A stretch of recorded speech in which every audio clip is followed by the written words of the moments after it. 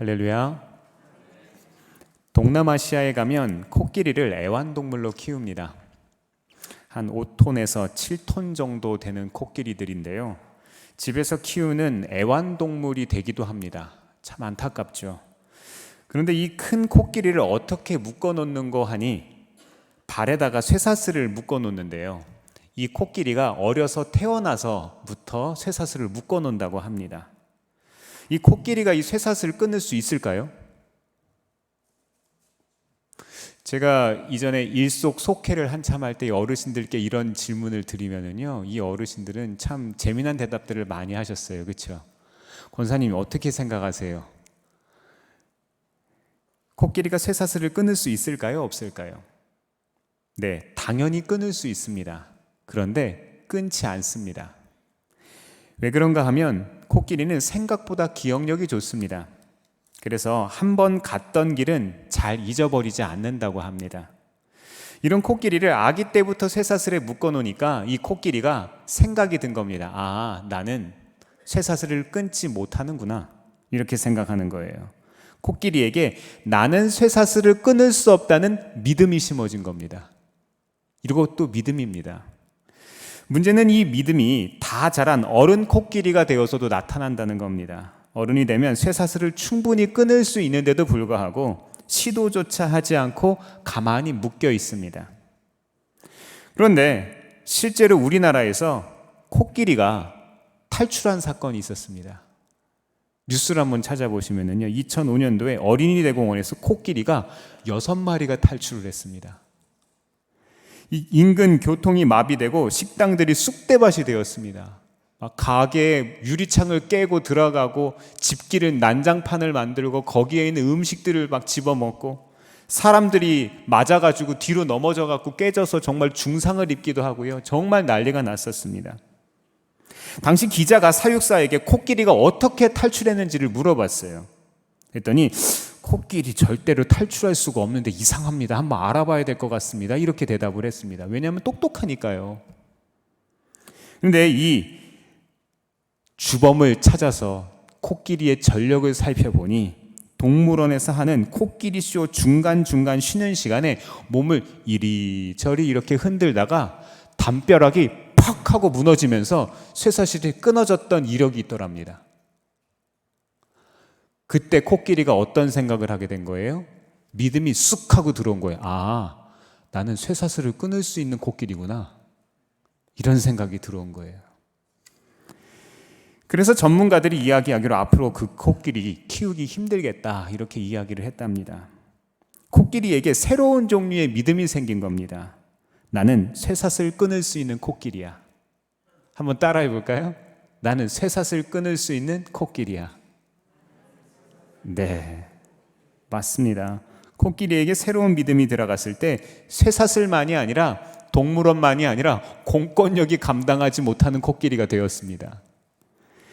이처럼 우리도 보이는 상황이 아니라 하나님의 말씀을 기준으로 삼을 때 우리의 삶에는 새로운 기준, 새로운 가치, 새로운 능력이 우리의 삶에 작용하게 됩니다. 이럴 때 우리는 세상이 감당치 못하는 크리스천, 그런 사람이 될 줄 믿습니다. 출애굽기 32장의 금송아지 사건 혹시 기억하십니까? 모세와 아론 그리고 이스라엘 백성들의 모습을 한번 생각해 보시기를 바랍니다. 모세를 제외한 백성들은 하나님의 임재를 감당할 수가 없었습니다. 엄밀히 생각해 보면요, 하나님의 임재를 감당할 수 없는 것이 아니라 감당하기 싫었던 것 같습니다. 하나님의 영광이 나타나기 전에는 하나님에 대한 마음을 고백했어요. 우리는 하나님의 백성입니다. 하나님의 뜻대로 살고 싶어요. 우리는 하나님의 뜻을 따라서 가나안으로 가고 싶어요 라고 고백을 했지만 실제로 하나님의 임재가 산에 나타나자 이들의 마음이 달라졌습니다. 백성들의 마음은 아직 애굽과 분리되지 못했습니다. 구별되지 못했습니다. 애굽 방식에 대한 욕심을 버리지 못했습니다. 하나님의 백성인데도 불구하고 애굽에서 살아왔던 400년이 넘는 세월 동안 이들의 뼛속 깊이 자리 잡고 있었던 애굽의 문화를 버리기가 힘들었습니다. 그리스도인으로 살아가는 우리들도 마찬가지죠. 이 세상에 살아가면서 너무나도 이 세상의 문화와 이 세상의 가치가 우리의 삶에 깊이 작용하고 있는 것을 우리는 고백합니다. 하지만 애굽의 문화나 관행과 유사한 틀 안에서 변질된 하나님이 제시되자 이 사람들이 환영합니다. 바로 이거야. 좋다. 변질된 하나님, 금송아지 하나님. 이 하나님이 그들에게 제시되자 이들은 너무나도 기뻐했습니다. 이 금송아지 하나님은요, 하나님이셨어요. 다른 신이라고 성경은 이야기하지 않습니다.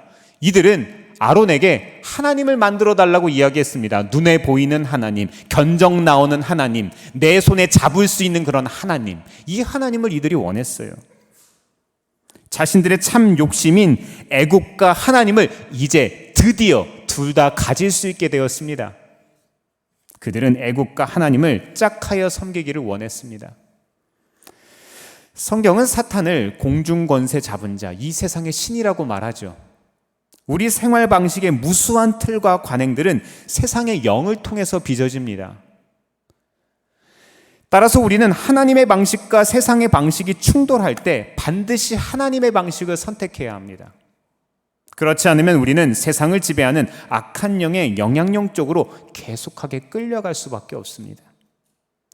하나님은 레위기 18장 3절에서 말씀하셨습니다. 너희는 너희가 살던 이집트 땅의 풍속도 따르지 말고 이제 내가 이끌고 갈 땅 가나안의 풍속도 따르지 말아라. 너희는 그들의 규례를 따라 살지 말아라. 아멘. 이집트의 풍속을 따르지 말고 또 우리가 주의하게 생각할 것은 이 사람들이 가고자 하는 가나안 땅의 풍속도 따르지 말라는 것이었습니다. 우리는 이렇게 생각해요.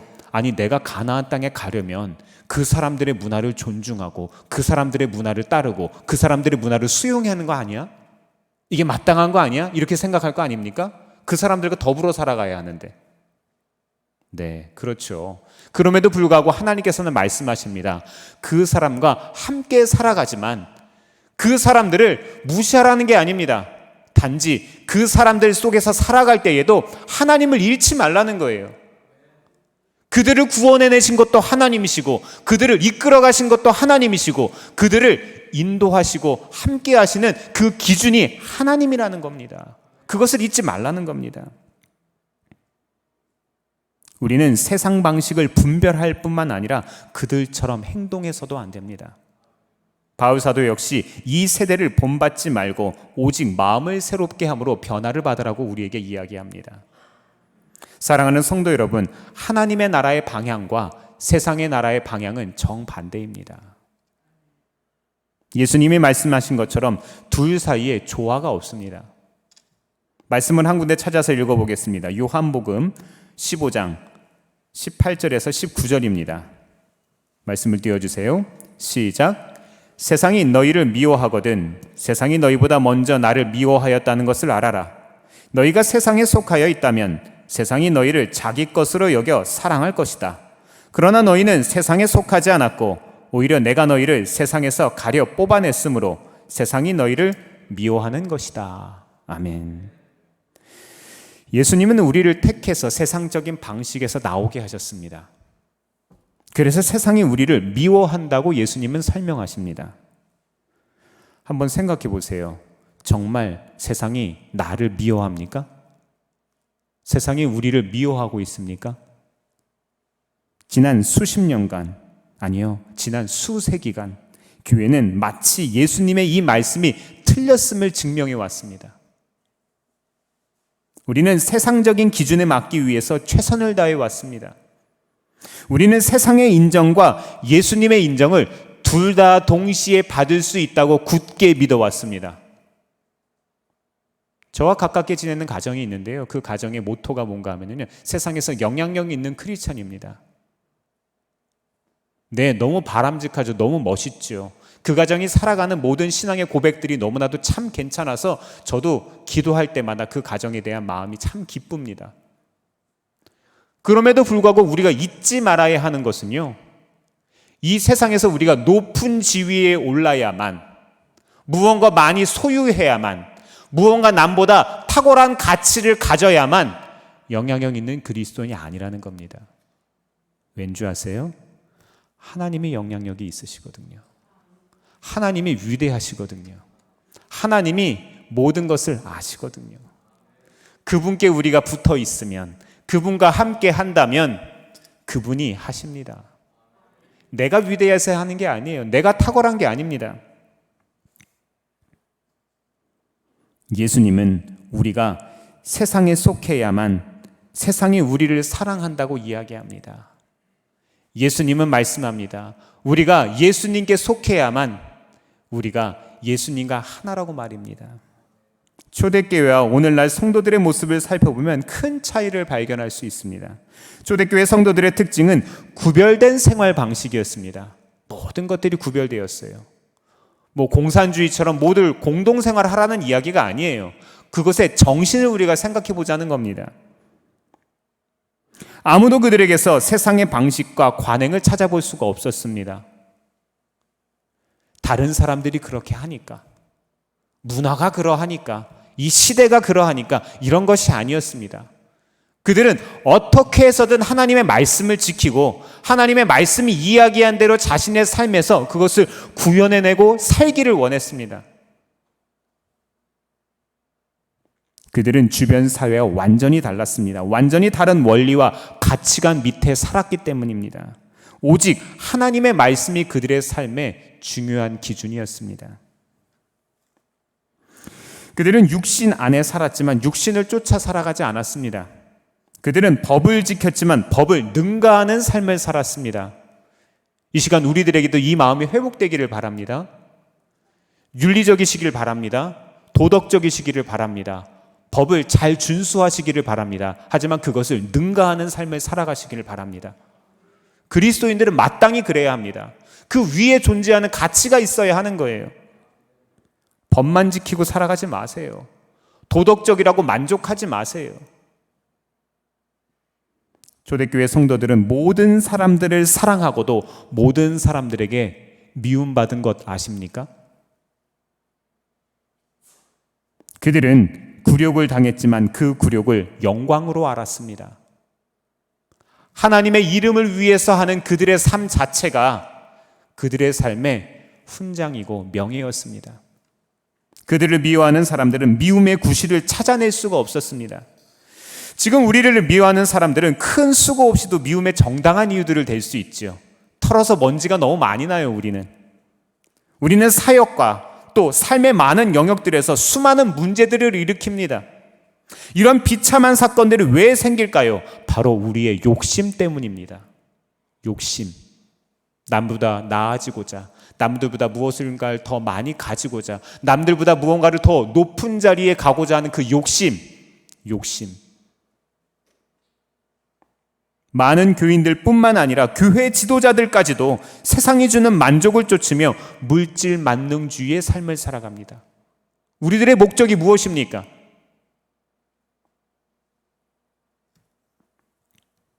우리는 세상이 추구하는 것과 똑같은 기쁨을 쫓아 줄 서는 것을 당연하게 여기고 있습니다. 우리에겐 이스라엘 백성들처럼 애굽의 욕심을 여전히 포기할 뜻이 없습니다. 하나님은 우리에게 말씀하십니다. 하나님과 함께 하려면 그것을 버려야 한다고 말입니다. 사랑하는 성도 여러분, 세상으로부터 눈을 들어 하나님을 바라보시기를 바랍니다. 우리는 세상에 살고 있지만 이 세상에 속하지 않은 사람들입니다. 하나님은 겸하여 섬기는 것을 가장 가증히 여기십니다. 우리는 하나님의 자녀로 택함받은 사람들이죠.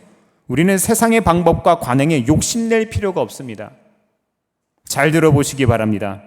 오늘날 믿는 사람들은 하나님의 통치와 권위 아래서 완전히 구별된 삶을 사는 것이 아니라 보수적인 불신자들과 비슷하게 살아갑니다. 이것은 아주 중요한 거예요. 보수적인 불신자들. 믿음이 없는 사람들인데 보수적인 사람들. 이 사람들과 우리의 삶이 비슷하게 살아가고 있다는 겁니다. 이것이 아니라는 거예요. 이것이 복음이 아니라는 겁니다. 스스로 세상에 속하지 않았다고 말하지만 많은 사람들이 속고 있습니다.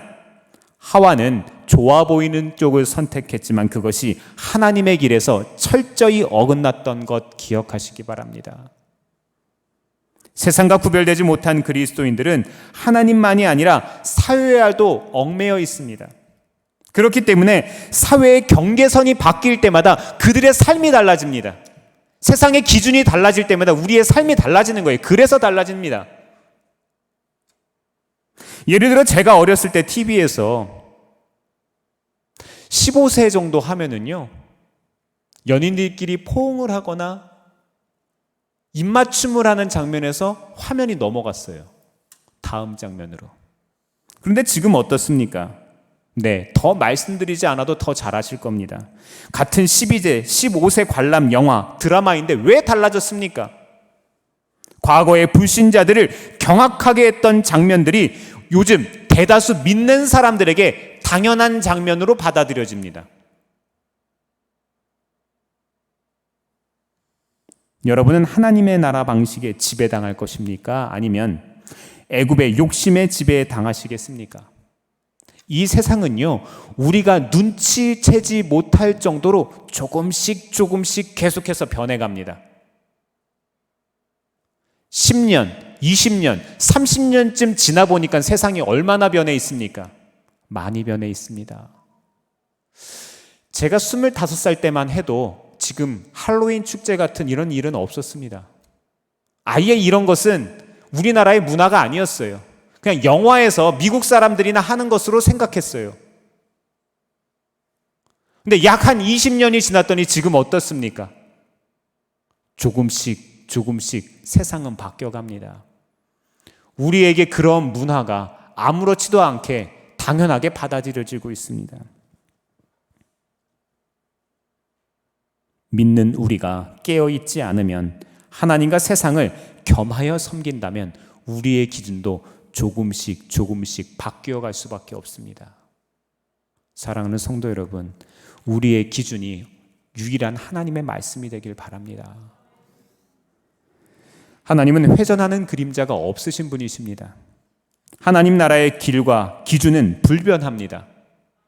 하나님은 악은 어떤 모양이라도 버리라고 우리에게 말씀하셨습니다.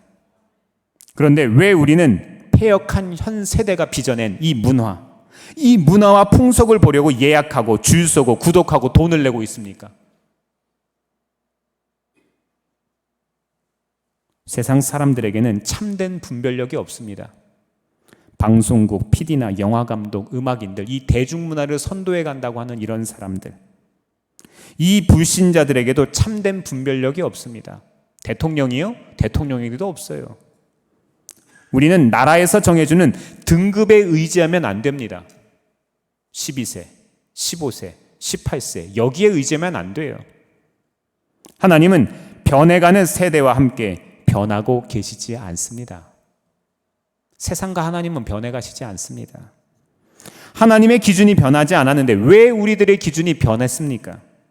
우리 생활 방식의 기반을 하나님 나라가 아닌 이 세상 나라의 방식에 놓았기 때문이 아닙니까? 우리는 아직도 애굽의 욕심을 버리지 않았습니다.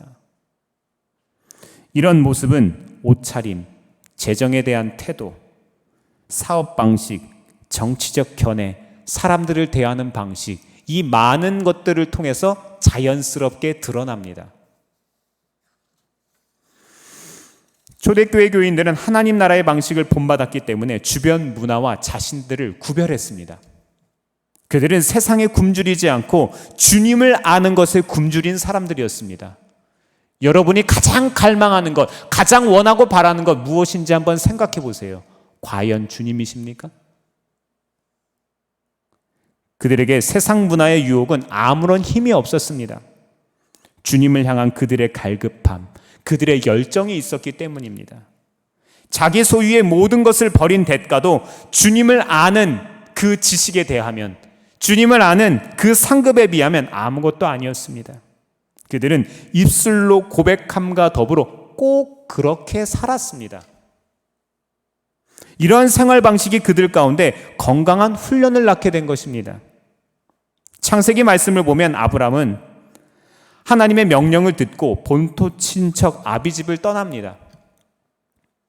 하나님께서는 아브라함으로 큰 민족을 이루고 복을 주시겠다고 말씀하셨습니다. 약속하신 것이죠, 언약. 아브라함은 떠났고 그의 조카 롯도 따라갔습니다. 이들의 떠남은 모세와 이스라엘이 애굽을 나온 것처럼 구원의 모형이 됩니다. 참 비슷합니다. 우리가 주의 깊게 보아야 할 것은 아브라함은 계시를 받아서 하나님의 말씀을 따라서 본토 친척 아비집을 떠난 것이지만 롯은 그렇지 않았다는 거예요. 아브라함의 동기는 모세와 같았지만 롯은 이스라엘 자손들의 동기에 더 가까웠습니다. 아브라함과 같이 떠난 결과 롯은 하나님의 복을 받았습니다. 아브라함은 번성하여서 가축과 은과 금이 풍부해졌고 아브라함의 동행 롯도 양과 소와 장막이 풍부해졌다고 성경은 이야기합니다. 그러나 자기 이익을 구하는 자가 하나님을 구하는 자와 동행할 때 충돌이 일어나게 되어 있습니다. 육신은 언제나 영에 저항하고 결국 영을 대적하기 때문입니다. 그래서 성경은 아브라함의 가축의 목자와 롯의 가축의 목자가 서로 다투었다, 이렇게 오늘 본문은 이야기합니다. 일이 이쯤 되자 아브라함은 조카에게 이렇게 말합니다. 다 함께 창세기 13장 8절에서 9절 한번 읽어보겠습니다.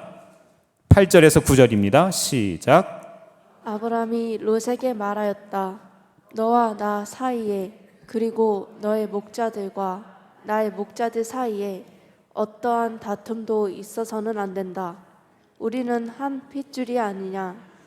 내가 보는 앞에 땅이 얼마든지 있으니 따로 떨어져 살자. 내가 왼쪽으로 가면 나는 오른쪽으로 가고 내가 오른쪽으로 가면 나는 왼쪽으로 가겠다. 아멘. 더 좋은 땅을 주겠다는 거예요. 내가 더 나쁜 땅으로 가겠다는 겁니다. 아브라함의 마음은 땅이 아니라 하나님을 쫓았습니다.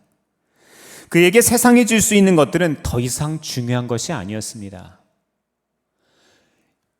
아브라함이 원래 살고 있었던 갈대아 우르라고 하는 땅은요, 그 당시에 그 군동 땅에서 가장 문화가 발달한 곳이었습니다. 벽돌을 구워내었었던 땅이었어요. 건물을 지을 때 벽돌을 지어서 만들었던 거예요. 다른 사람들은 움막 같은 것들을 짓고 살았는데 말이죠.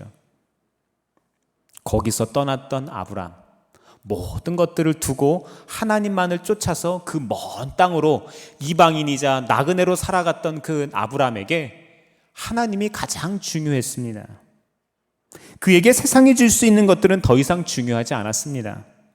히브리서의 11장의 말씀처럼 하나님이 경영하시고 지으실 터가 있는 성을 바랐기 때문입니다. 아브라함의 시선은 눈에 보이는 좋은 땅이 아니라 눈에 보이지 않는 하나님이셨습니다. 이스라엘 백성은 구원은 받았지만 하나님께 열정 없는 사람들은 눈에 보기에 가장 좋은 것들을 선택합니다. 그들의 시선이 땅에 있기 때문입니다. 구원은 받았어요. 한번 구원을 경험했어요. 주님이 어떤 분이신지는 알아요. 그런데 땅에 있는 게 너무 좋은 거예요. 계속해서 말씀을 보면 아브라함은 양보하여서 롯에게 땅의 선택권을 줍니다.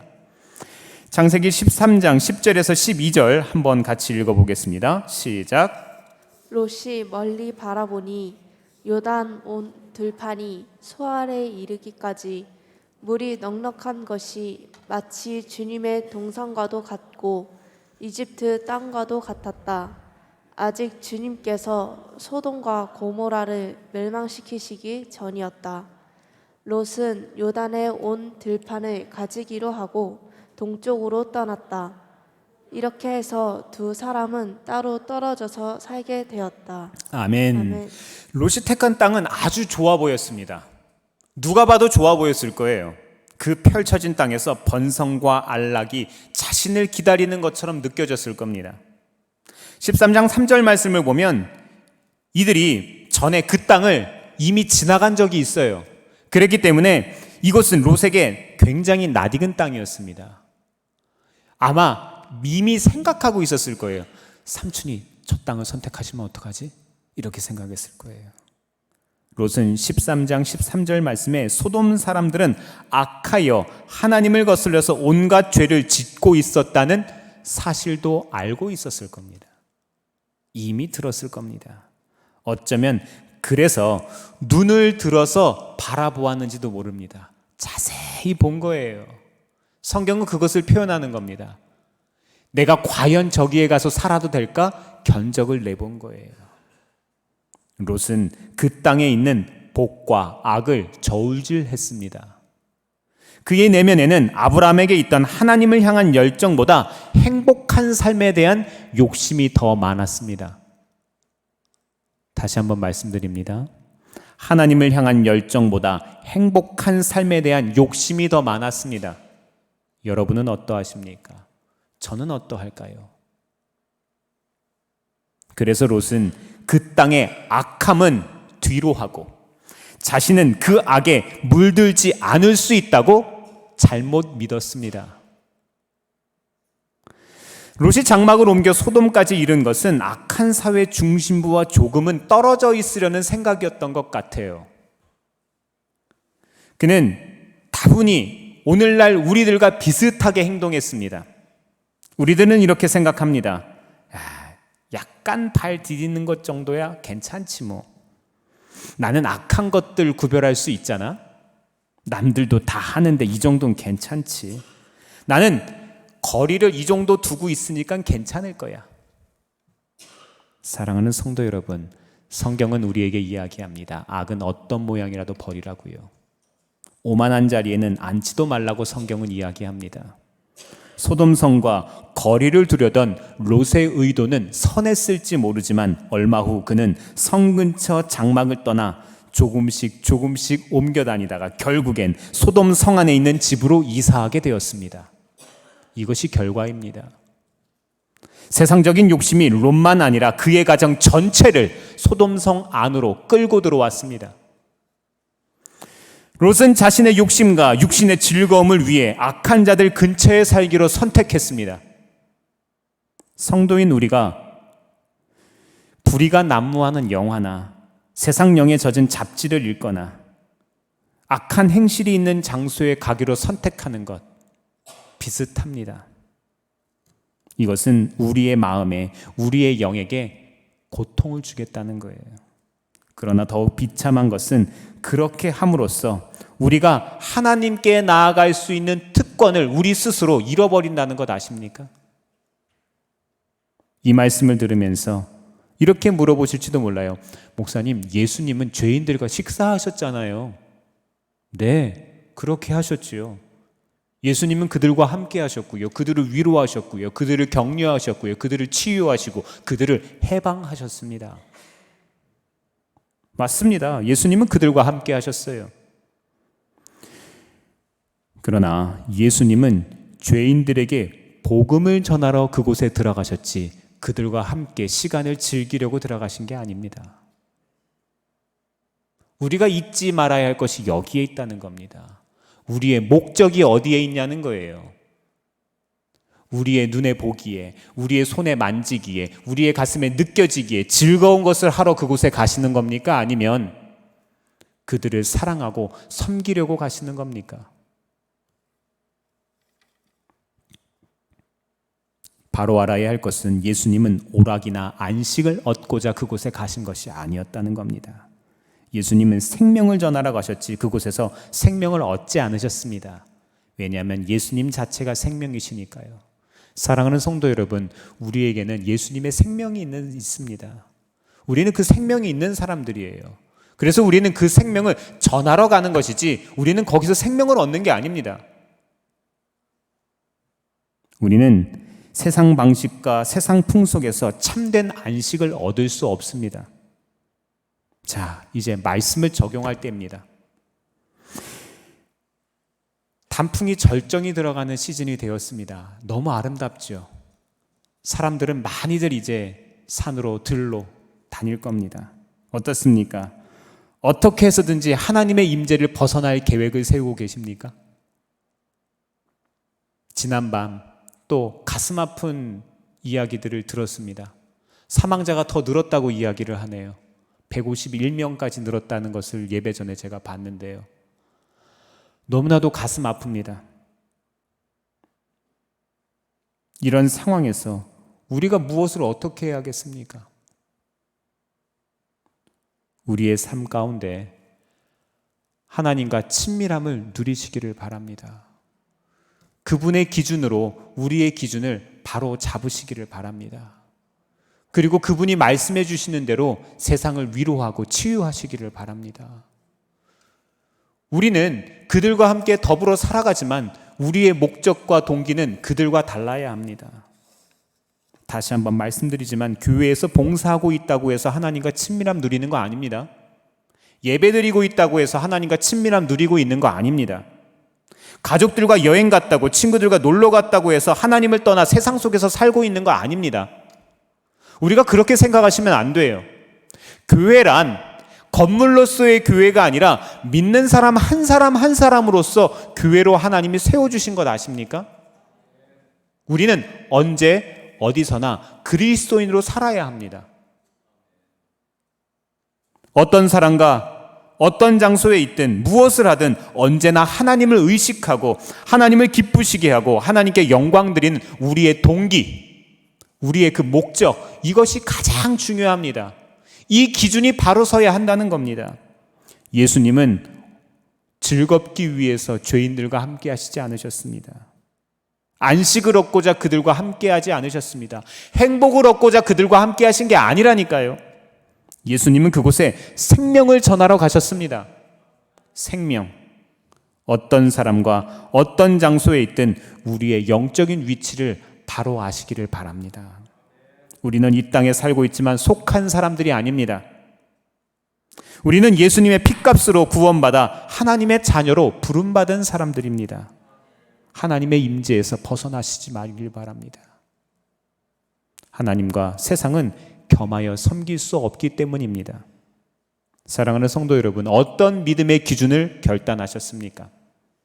이번 한 주간 살아가시면서 세상으로 향했던 눈을 들어서 하나님을 이제 바라보아야 합니다. 믿음의 눈을 들어 세상을 이기시기를 바랍니다.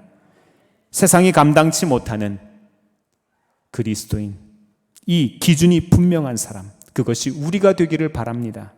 모든 관계, 장소, 시간, 하는 일들을 통해서 하나님을 의식하시고 하나님과 더욱더 친밀해지시기를 주의 이름으로 축원합니다. 기도하겠습니다.